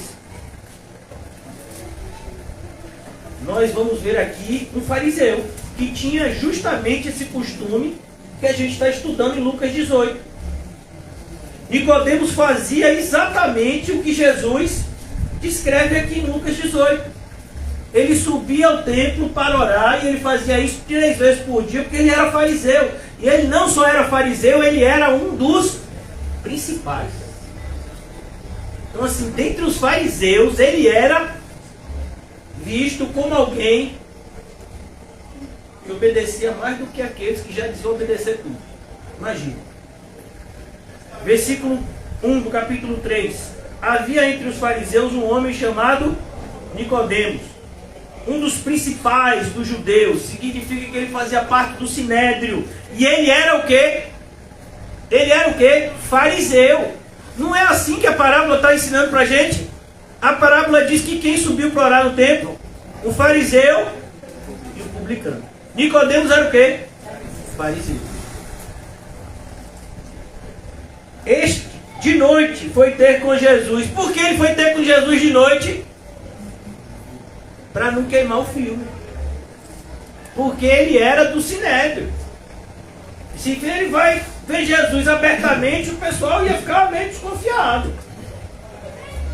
Então ele vai com Jesus, mas olha que coisa, Nicodemos ainda estava sendo transformado, porque aqui a gente vai ver já uma raiz de hipocrisia. Ele vai escondido, mas ele chama Jesus de quê? De mestre. É cá, se eu sou mestre, por que você não estava de manhã no templo me assistindo? Eu estava pregando lá. Por que você não foi conversar comigo de manhã, quando eu estava no templo? Se você pegar aqui, ó, capítulo 2, Jesus purifica o templo. E é justamente depois desse episódio que Nicodemos vai de noite ter com Jesus. Não, por que você não foi de manhã conversar comigo na frente de todo mundo? Mas olha que coisa linda, Jesus não falou isso com ele, né? Mas podia ter dito. Se fosse a gente dizia. Rabi, sabemos que és mestre, vindo da parte de Deus. Porque ninguém pode fazer estes sinais que tu fazes se Deus não estiver com ele. Não é assim a gente? Ó, ele só estava olhando para o exterior. Meu Deus, tantas coisas que o Messias é, e ele só está olhando para o exterior. É como aqui mais adiante no capítulo 6 do Evangelho de João, Jesus multiplica pães, e aí o pessoal quer fazer de Jesus rei. Aí quando Jesus diz, não é esse pão que eu trouxe para vocês, eu quero que vocês comam da minha carne e bebam do meu sangue. Me respeite que eu não sou canibal nem vampiro. Se eu não está maluco, eu vou deixar ele. E os seus discípulos abandonaram a ponto de só ficarem 12. Mas quando Jesus foi alimentar a multidão, tinha só 12? 5.000 homens, fora mulheres e crianças. Nossa sociedade continua assim. Porque ninguém pode fazer esses sinais que tu fazes se Deus não estiver com ele. Aí isto respondeu Jesus: em verdade te digo que se alguém não nascer de novo, não pode ver o reino de Deus. Nicodemo, meu filho, ó, está tudo errado. Até hoje, Nicodemos, você estava falando de si para si mesmo. Você estava, Nicodemos, se medindo com o referencial errado. O seu referencial eram as pessoas, mas o referencial sou eu, o Messias. Olha como Jesus está falando com Nicodemos, mas Nicodemos jamais poderia perceber isso se ele não visse Jesus como Cristo. É por isso que o apóstolo Paulo fala, se eu não me engano, em 2 aos Coríntios, que até hoje, quando a lei de Moisés é lida nas sinagogas, o véu está posto, mas quando essas pessoas creem em Cristo, o véu é removido. Aqui ele diz para Nicodemos, perguntou de novo a Nicodemos, como pode um homem nascer sendo velho? Pode porventura voltar ao ventre materno e nascer segunda vez? Por que eu estou dizendo isso, irmãos? Porque se a gente se identificou essa noite como fariseu da parábola, tem salvação para a gente ainda. Se a gente se arrepender hoje. Mas se a gente continuar se achando como bonzinhos que não somos, Jesus não veio para os sãos, ele veio para os doentes, ele veio para os fracos, desamparados, que confiam nele e nele somente. Como pode um homem nascer sendo velho? Pode porventura voltar ao ventre materno e nascer segunda vez? Respondeu-lhe Jesus, em verdade te digo, quem não nascer da água e do Espírito. Você vai se batizar, mas você tem que receber o Espírito Santo. Não pode entrar no reino de Deus. O que é nascido da carne é carne. Alguns meses atrás, eu acho que mais de 6 meses, nascia Gabriel. 6 meses? Fez 6 meses esse dia, não foi? Nascia Gabriel. Gabriel nasceu do quê? Da carne. Por mais que ele tenha frequentado a igreja, mais na barriga do que vivo. Que Deus está trabalhando na vida da irmã Fabiana, oremos por ela. Mas ele nasceu no quê? Na carne. Lailinha tem quantos anos, Lailinha? 10 anos, Lailinha. Há 10 anos atrás, o irmão Fábio se lembra que nasceu um pedacinho de carne da irmã José. E aí o irmão Fábio pegou aquele pedacinho de gente, mas ali era o quê? Carne. O que nasce da carne é carne. E o que é nascido do Espírito é Espírito. Parece assim uma coisa tão lógica, né? É como dizer assim, subir para cima. E você pode subir para baixo? Descer para baixo. E pode descer para cima? Pode. No mundo espiritual essas verdades acontecem. Você pode achar que está subindo e na verdade está descendo. Você pode achar que está descendo e na verdade está subindo. Foi isso que Jesus acabou de dizer. Por isso ele fala, não te admires que eu te dizer, importa-vos nascer de novo. O vento sopra onde quer. E aqui, para os irmãos que falam hebraico, amém? Os irmãos que falam hebraico, vocês entendem que Jesus está fazendo um jogo de palavras com Nicodemos. A palavra sopro em hebraico é a mesma palavra para espírito. O vento sopra onde quer, ouves a sua voz. A gente está vivendo a semana mais fria de Salvador dos últimos anos. Vocês sabiam disso? Saiu na reportagem. Acho que foi anteontem, quinta-feira. Não, quarta-feira. Foi o dia mais frio dos últimos anos. Deu 19 graus aqui em Salvador. E um monte de ventania, né? A janela batendo. Quem tem medo de sobração, hein? Sobração, Bertão! Não é não, meu filho, é vento. Mas não sabe de onde vem. De onde é que vem o vento, você sabe? Você só vê o vento passando, né? Mexendo as coisas. Vem, nem para onde vai. Assim é todo que é nascido do Espírito. Então ele perguntou a Nicodemos, como pode suceder isso? Acudiu Jesus. Eu acho tão bonito. Acudiu Jesus, o verbo, né? Para quem é do interior como eu, minhas filhas de vez em quando ficam mangando comigo. Porque diz que eu tenho um sotaque do interior. Agora falou, né, mangando? Aí, tá vendo? Ele diz que eu tenho um sotaque do interior. E aí, aqui ele diz, acudiu. Acudir é um verbo que a gente usa no interior. Acorde! Fulano caiu, acorde! Quer dizer o quê? Ajudou alguém que estava em necessidade. A gente olha assim para um fariseu. Oh, nada, miserável, tomar morro vai pro inferno. Vocês são orgulho. Oh, pessoa que diz isso é mais orgulhoso que orgulhoso. Tem gente na igreja se comportando assim. Tu és mestre em Israel e não compreendes essas coisas. Em verdade te digo, nós dizemos o que sabemos e testificamos o que temos visto. Contudo, não aceitas o nosso testemunho. Olha que coisa linda, Jesus está falando no plural. Mas só tem ele. Você acha que só tem ele. Deus é Pai, é Filho e é Espírito Santo. Se tratando das coisas terrenas não me credes, como me crereis se vos falar das celestiais? Me diga aí, irmão. Se nem na nossa vida de oração a gente for crente, eu vou parar por aqui, senão eu vou até meia-noite se eu continuar aqui, porque esse texto é muito apaixonante.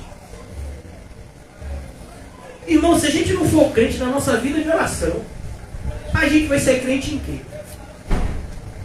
Se quando a gente fala com Deus, a gente é hipócrita. Se a gente, quando a gente vai fazer oração, está sempre se achando melhor do que os outros. Então, na verdade, se você é salvo, a sensação é que Paulo teve quando estava diante do rei Agripa. Você vê, Paulo estava com inveja do rei Agripa. Paulo estava com compaixão. Ele disse, eu desejo, rei Agripa, que não somente o Senhor que me ouve, mas todos que estão aqui sejam iguais a mim. Paulo está se achando melhor? Não. Eu queria que a graça do Senhor abrisse o olho de todos vocês, para que vocês fossem crentes em Cristo Jesus. Então é importante que eu e você, irmãos, a gente possa jogar fora o nosso orgulho. E deixa eu lhe dizer, se você jogar fora ele hoje, amanhã ele volta. E volta de galera. E talvez ele volte de madrugada. Você estiver indo dormir, mas eu não sou como aquele irmão da igreja. Obrigado, Deus.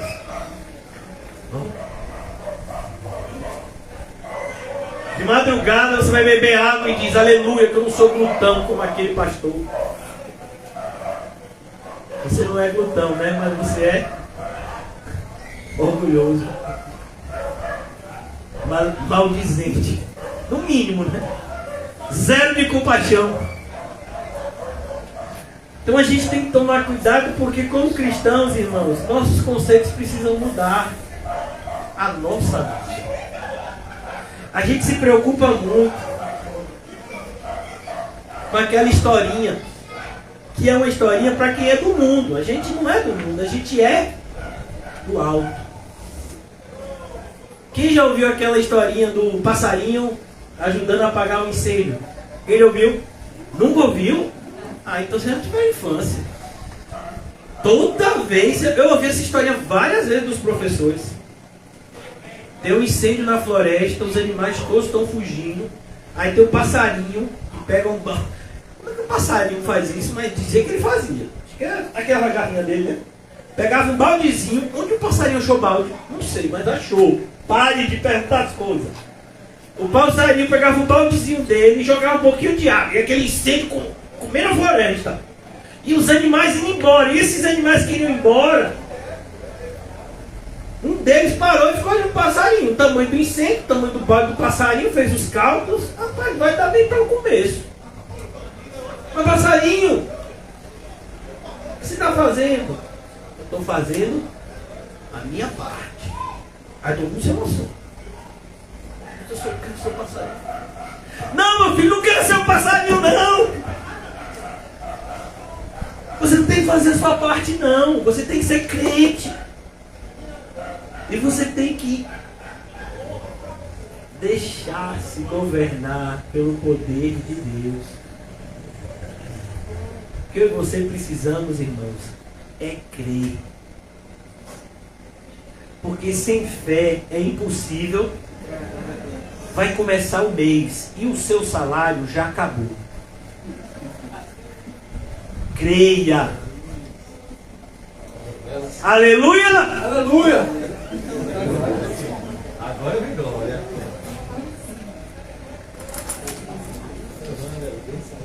As eleições estão vindo. Você olha para a quantidade de políticos e você observa a fala deles e você fica na cabeça, meu Deus, nenhum presta, Senhor, é tudo da mesma laia. Deus está no controle. Tenha fé em Deus. Você olha para a sua família. À medida que você for se tornando mais cristão, as pessoas mais próximas a vocês vão te tratar mal. E aí? Você vai fazer igual a Jó. Deus deu. Deus ainda nem tirou. Deus só está fazendo a pessoa me tratar mal. Bendito seja o nome do Senhor. Esse meu ente querido que está me tratando mal hoje pode ser meu irmão em Cristo amanhã. Paulo não perseguia a igreja de Cristo? Mas, mais uma vez, irmãos, o requisito essencial de qualquer oração é uma fé bíblica. Por mais que isso pareça redundância, não é. Muitos evangélicos dizem que tem uma fé, mas a fé deles é totalmente fora da Bíblia. Como a desse fariseu que orava de si para si mesmo. Mas quando você for orar e você for orar com fé, é preciso que você entenda. Você tem que entender. A sua mente tem que ser transformada. Não pode ser só palavras vindo de um coração que não crê. Mas você tem que acreditar que Deus existe e que Ele é galardoador de todos aqueles que o buscam. Você tem que acreditar, você não pode dobrar o seu joelho. Ó Pai, eu sei que não vai mudar nada, Senhor, mas assim, né, se der, faz alguma coisa. Ô irmão, que oração é essa? Cadê a fé? Eu não estou falando de pensamento positivo não, de você dar ordem a Deus, mas de você saber que Deus tem poder. E que se Ele quiser mudar, Ele muda. E que se Ele não quiser mudar, é porque o não mudar é o melhor. E a gente está com o nosso coração cheio de gratidão para receber. Mas você não pode jamais desfazer da onipotência de Deus. Senão a sua oração não vai passar do teto. Deus pode muito mais do que pedimos ou pensamos. Você já imaginou essa afirmação que está na Bíblia? A quantidade dos nossos pedidos, pensamentos, Ele pode mais. Por isso é preciso que a gente creia. Eu estou falando isso.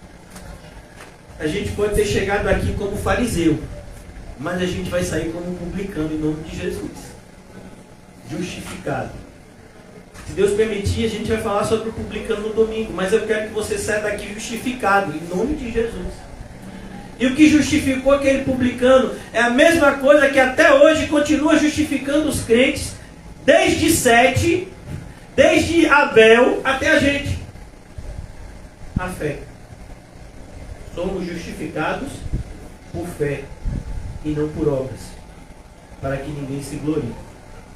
Então é preciso que você creia que, embora os nossos pecados sejam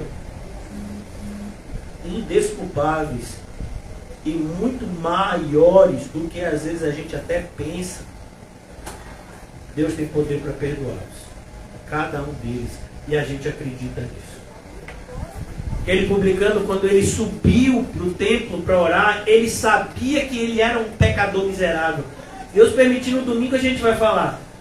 No original, é uma coisa assim tão forte, irmãos, que na tradução para o português fica um pouco empobrecida. No original, o que esse homem está falando é muito parecido com o que Paulo fala. Ele está dizendo: Senhor, tem misericórdia de mim, que sou um pecador por excelência. A expressão no original é essa.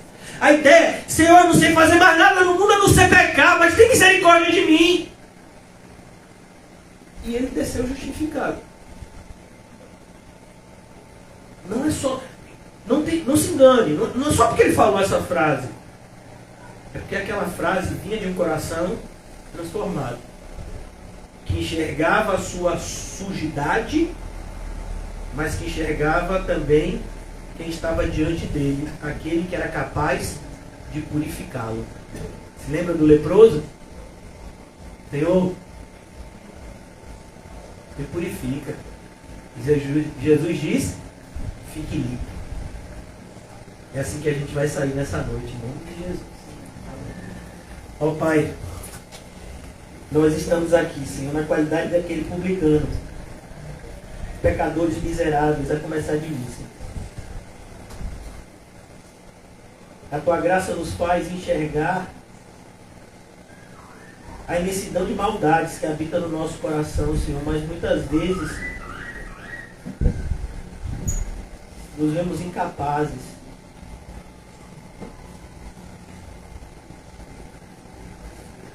de viver a vida que deveríamos. E aí então nos prostramos diante de Ti, Senhor, pedindo ajuda, e o Senhor sempre nos ajuda. Que assim seja, Senhor. Que o Senhor possa nos amparar e nos guiar até as nossas moradas eternas, porque de outra forma nós jamais conseguiremos. Pois já aprendemos, Senhor, na prática, que sem Ti nada podemos fazer.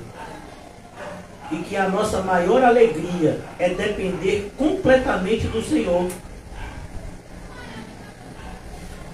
Agradecidos por ter o Senhor Jesus como nosso bom pastor, que nos conduz em segurança. Ainda que passemos por vales sombrios, não temeremos mal algum, porque sabemos que o Senhor está conosco. Confiamos no Teu poder para nos consolar, proteger e guardar até aquele grande dia para Ti mesmo. Nos ajuda, Senhor, a nos tornarmos mais parecidos contigo, Senhor Jesus. Que haja a cada dia menos de nós e mais de Ti em nossas vidas. Em nome de Jesus, amém? E graças a Deus. Saúdem-se mutuamente com um cumprimento santo. E diga a você mesmo: o seu referencial é Cristo.